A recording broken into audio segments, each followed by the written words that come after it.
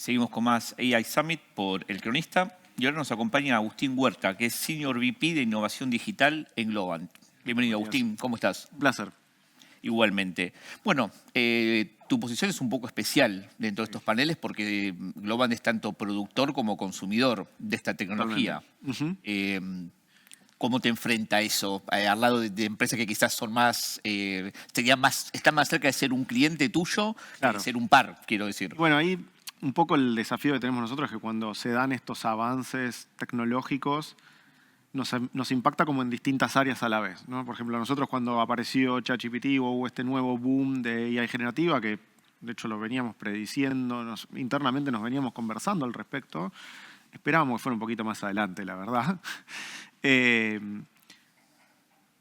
Cuando una organización típicamente ve eso, dice, bueno, ¿cómo impacta esto en mi negocio y qué hago yo respecto de mi negocio o cómo operativizo ciertas cosas? Y para nosotros era, bueno, ¿cómo esto ayuda a que nuestras áreas internas trabajen mejor? ¿Qué hago para que el departamento de legales, el de finanzas, el de capacidad trabajen mejor? ¿Cómo hago para ofrecer servicios nuevos a mis clientes? Y eso tiene como una segunda arista que es cómo entreno a mi gente en además entender esta tecnología y que todos puedan hacer uso, porque acá no fue a lo mejor como la última salida del invierno de inteligencia artificial, que era decir, bueno, tengo que tener los mejores data scientists o preparar gente para que sea data scientist. Acá era, bueno, mis desarrolladores hoy se enfrentan a un cambio de paradigma en cuanto a cómo hacen su trabajo también. Y están interpelados por ese lado. Y después la última arista que tiene Globant, que además de dar servicios es crear productos, es bueno, ¿y esto cómo afecta a los productos que tenemos hoy? ¿Hay alguno que se volvió obsoleto? ¿No? ¿Qué capacidades hay que les podemos poner hoy y aumentarlos en cuanto a lo que pueden hacer haciendo apoyo y sacándole provecho a la inteligencia artificial, ¿no? Perfecto. Bueno, justamente mencionabas mucho lo del trabajo, productividad, que es un poco lo que nos convoca ahora, esta relación entre automatización de procesos y tareas y trabajo. Y no voy a ser muy original, pero no puedo más que preguntarte si a la falacia erudita hay que sacarle lo de falacia o todavía se mantiene este hecho de que vamos a terminar reinventando las tareas eventualmente y, digamos, va a haber una suerte de equilibrio. Yo creo que en toda gran revolución que la humanidad enfrentó, eso ha pasado. Con la revolución industrial cambió mucho los trabajos que había en el campo y por eso de hecho la gente se fue a vivir a las ciudades, por ejemplo, y se transformó la actividad agrícola y aparecieron un montón de nuevos puestos de trabajo vinculados a la manufactura en masa, a los nuevos medios de transporte que había. No había expertos en conducción de locomotoras hasta que no apareció la máquina a vapor. A lo sumo tenías a alguien que sabía llevar un carruaje con caballos, entender cuál iba a ser el comportamiento del caballo.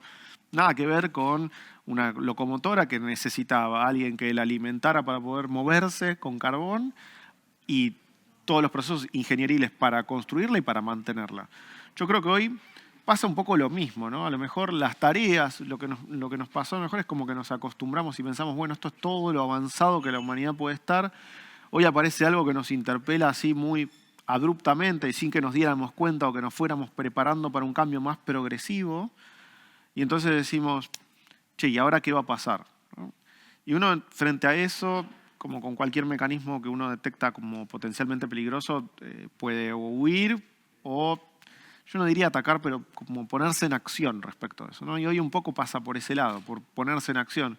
Hay una frase que dijo alguien, que no me acuerdo ahora quién fue exactamente, en los últimos 18 meses, que era un poco de, bueno, a mí no me va a reemplazar a lo mejor una AI, pero sí me va a reemplazar a alguien que sepa usar inteligencia artificial. Y creo que eso es en parte algo que potencialmente puede pasar y que, como decía Joan hace un ratito, lo que nos obliga es, uno ya no termina una carrera universitaria y ya está, tiene que aprender continuamente.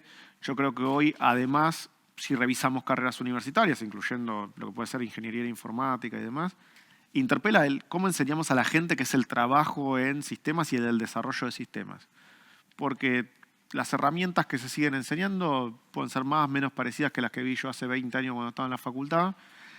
Y hoy hay un universo enorme de cosas nuevas, ¿no? Y nosotros, por ejemplo, con algunos clientes que tenemos modalidades en las que formamos a futuros profesionales del trabajo, algunas de las propuestas que les estamos haciendo ahora es, che, no les enseñemos solo a programar o a saber un lenguaje determinado o a saber darle la herramienta, enseñémosles a usar inteligencia artificial para llevar adelante ese trabajo. Porque esa gente va a ser tu fuerza de trabajo del mañana, ¿sí? Y pueden ser motor de cambio, ¿no? Impulsar a toda la gente que hoy ya tenés trabajando dentro de tu organización de esa forma. Bueno, un poco la contracara, ¿no?, de si se van a desplazar trabajos es los que hoy por hoy faltan. O sea, en algún punto, Totalmente. desde prompters hasta data scientists, hoy son súper escasos. Totalmente. Y de hecho, a ver, yendo un poco al ámbito de lo que nosotros nos compete por industria que tenemos, ¿no? Se vienen haciendo reportes hace años de la cantidad de gente que falta en el espacio de todo lo que son las industrias digitales para poder abastecer a la demanda que hay. Y eso, la verdad es que no desapareció. Sí, hoy AI nos puede acompañar, nos puede acelerar y nos va a ayudar a lo mejor a que esa brecha tan grande a lo mejor podamos hacer como en algún punto achicarlo un poco. Pero la realidad también es, en el mundo de lo digital, la demanda nunca ha quedado satisfecha. Si uno mira, por ejemplo, la industria de los videojuegos, ¿no? Cuando se hacían videojuegos hace 20 o 30 años atrás, tenías un equipo de gente incluso más chico que el que tenés hoy en día. ¿Por qué? Porque los juegos se volvieron más grandes, más detallados, hay más tecnologías involucradas, las exigencias que tienen los jugadores son de otro tipo. Cuando teníamos, no sé, el Family y los 8 bits, nadie hablaba de frames por segundo que tenía. A un sprite no necesitabas animarle todas las expresiones faciales. Para nada. Lo Ni hacías tenías que ver si tenía los poros de la cara en el lugar adecuado. Hoy te dicen, el personaje se ve un poco tosco, no se muestra suficientemente humano. O como leí hace una semana de parte de uno de los ejecutivos de Sony, ellos pensaban que la PlayStation 5, por ejemplo, iba a ser todo sobre calidad 4K. Y dice, la verdad que los jugadores exigen más los 60 frames. Y exigir y sacar 60 frames de un hardware requiere un montón de trabajo de ingeniería. Tal vez mucho más que el conseguir resoluciones de 4K, en el cual si haces texturas, altas resoluciones o aplicás algunas técnicas de upscaling, upscaling, lo conseguís, ¿no? Entonces, pasa hoy, creo que lo mismo y va a seguir pasando en la industria nuestra en particular, ¿no? Vamos a seguir necesitando más gente. Hoy necesitan saber, y el otro gran punto que hay, que yo lo veo mucho en nuestra industria y estoy seguro que puede ser un error que esté pasando en otras, es cuando se hacen estos estudios de analizar, bueno, este trabajo tiene grandes riesgos de desaparecer o de cambiar. Todo el trabajo en IT está dentro de los rankeados como más altos. Hay una pobre percepción de realmente cuáles son todas las tareas que uno ejecuta, ¿no? Por ejemplo, en el lado de servicios profesionales relacionados a construcción de software, siempre se mide al desarrollador. Y el desarrollador es un miembro de un equipo donde a lo mejor hay 5 o 6 perfiles más distintos. ¿Sí? Yo puedo acelerar por 1000 a los programadores para que vayan mucho más rápido, pero si alguien no define cuál es el objetivo de ese sistema en cuanto a lo que es más las tareas de análisis de sistemas, o si alguien no define cómo va a lucir esa experiencia de usuario, el desarrollador, ¿qué es lo que va a programar? Se va también generando un cuello botella. Claro. Y en esas otras áreas, a lo mejor hoy, si uno analiza el espectro de todo lo que hay, no hay tantas herramientas o tan maduras o que estén atacando tanto esa temática como a lo mejor pareciera ser a los desarrolladores.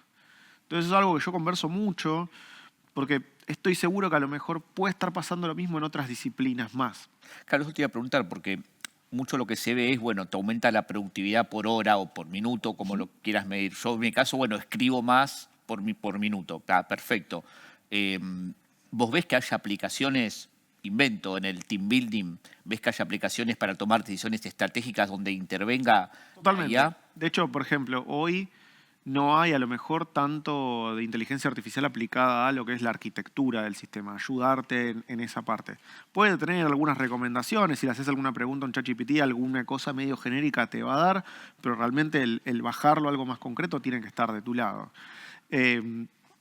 Hoy, por ejemplo, en cuanto a la parte de requerimiento o levantamiento de requerimientos, nosotros estamos trabajando con el concepto de agentes que nos permitirían analizar una reunión a lo mejor con un stakeholder. Es decir, bueno, de todo esto se desprende que acá están estos elementos que deberías resolver la solución que se va a desarrollar. Podés después usar AI generativo para que te ayude a elaborarlos un poco más allá de lo que se discutió ahí. Y después, en cuanto a lo que es el team building, por ejemplo, vos podrías usar AI para que dispare actividades de team building, ¿no? Nosotros hoy hacemos uso, por ejemplo, de AI para que dispare pequeños assessments de capacidades. Bueno, de la misma forma podría convocarlos a que todos participen en una actividad o incluso darle feedback de cosas que pasaron en una actividad o de team building con la que el equipo estuvo compartiendo algo, ¿no? Típica reunión de algún proceso de desarrollo, uno tiene lo que se llama una retrospectiva, ¿no? ¿Qué hicimos en las últimas 2 semanas? ¿Qué hicimos bien y qué hicimos mal, ¿no? Y la AI podría tanto remarcar cosas como decir, che, miren, el tiempo que gastaron en hablar de cosas que hicieron mal fue tanto, o de reprochar tales cosas, o de echarle la culpa al cliente en vez de tomar una responsabilidad de tanto, pero también podría sumarizarlo para que distinta gente lo interprete. Hay un chiste muy gracioso que vi el otro día, que para mí enfoca mucho en esto de cuando uno construye AI tiene que hacerlo con un sentido. Era una persona que decía, mira, convertí este bullet point en un mail hermoso, súper extenso. Y del otro lado, quien lo recibía decía, mira, este mail se convirtió en un bullet point. ¿No? Y es como, bueno, claramente no sabían cómo comunicarse entre ellos. Pero a veces eso pasa incluso en una actividad de dar feedback al otro. Cómo yo lo escribo, lo expreso, lo redacto y demás, tiene que ver con a lo mejor qué cosas interpretaría yo que son valiosas o cómo me gustaría a mí leerlo. Y la otra vez hablando con un colaborador mío me decía, bueno, a mí me gusta más que sea una lista de bullets con cosas para hacer, para mejorar, cuáles son los puntos positivos y cuáles son los que tengo que trabajar, ¿no? Decía, bueno, yo podría usar una AI para que tome la prosa que yo escribí y demás y la convierta en ese formato, ¿sí? A lo mejor en un sistema de devolución de feedback puedo tener 2 o 3 vistas distintas según cómo fue redactado. El que lo redactó en forma de bullet points lo puedo poner en forma de prosa si es más proclive para la otra persona. Yo puedo tener todos esos análisis, algo que ayude a decir, che, no le dijiste ningún punto de mejora y siempre está bueno que le des alguna cosa para mejorar porque seguro que la va a tener.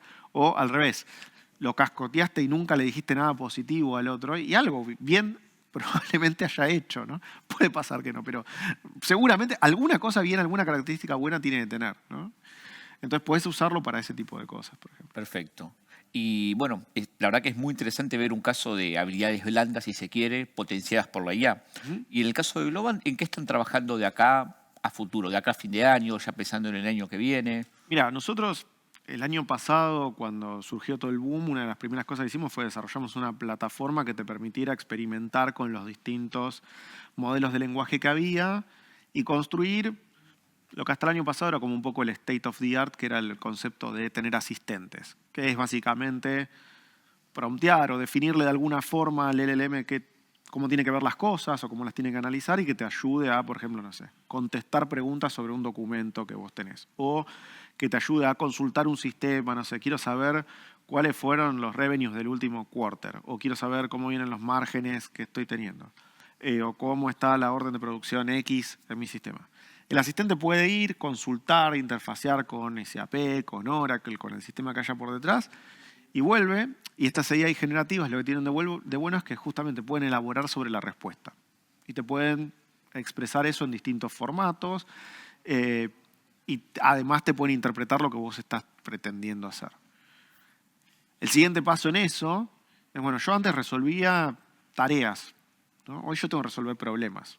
Y si volvemos al caso del desarrollo de software, desarrollar software implica resolver un montón de problemas. Por ejemplo, tengo un error en algo que yo construí, ¿sí? Y eso no está aislado. Digo, alguien me dijo, che, no sé, WhatsApp no está funcionando, no está mandando los mensajes. Alguien tiene primero una definición de qué hace WhatsApp y qué no hace WhatsApp, qué es un mensaje, qué es lo que debería suceder cuando se envía un mensaje. Por otro lado está el error reportado y además tengo toda una batería de código, probablemente casos de prueba que existieron y demás. Entonces, para resolver ese problema, yo puedo analizar todo este otro contexto que me va a ayudar a localizar cuál puede ser el punto de falla. Una vez localizado ese punto de falla, puedo empezar a explorar distintas soluciones y con alguien que actúe como experto, validar si esa solución está bien o no y dejarla disponible para que un humano finalmente diga, esto es correcto, ¿sí? Ese concepto, que de hecho hoy en el evento también se lo conversó en algún momento, es lo que se llaman agentes, ¿no?